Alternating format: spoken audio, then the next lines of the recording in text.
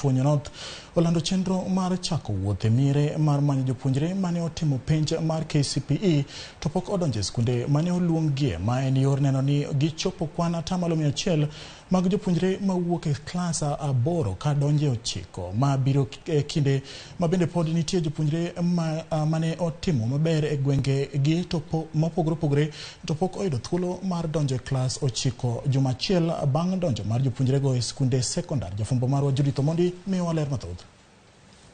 Chenro mag manyo jopuonjre mane otimo penj mar klas 8 to pod odiwie miere osechak tim kod jokanyo mag sekta mar somo e gwenge ma opogore opogore e pacho ka.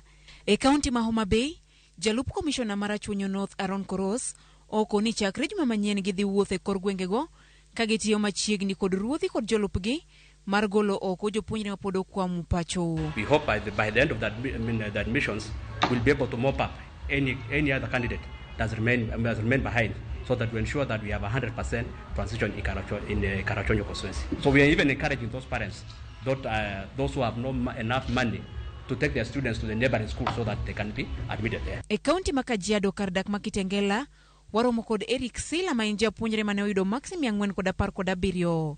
Kata kamano nyaka kawuono pok odonje e skul. Ne ochako hand maembe kaka yo mar yudo omenda mar donjo e skul. Nikakutana rafiki yangu mwingine pale akaniambia unaweza anzisha kazi waso kidogo, unaweza pata school fees ya shule iko ushagozi na kwanga chini. Nikachukua hiyo pesa kanipeleka sokoni tukanunua maembe na tukaanza biashara. Sasa niko na 700 kutoka kwa hiyo biashara ya maembe. Anti yangu ako nayo. Kuna mambo mengi hapa nyumbani ya kufanya, asubuhi chakula.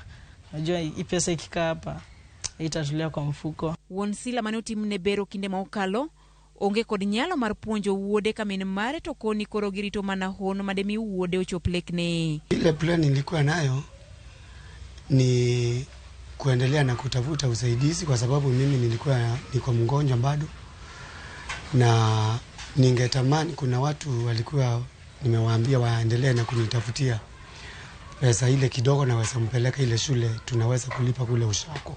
Sila odong mana kod seche 12 mondo mi oriwre kod skundi ya wuoyi ma Olelaisai kaunti no ma Kajiado poni oyudo sir.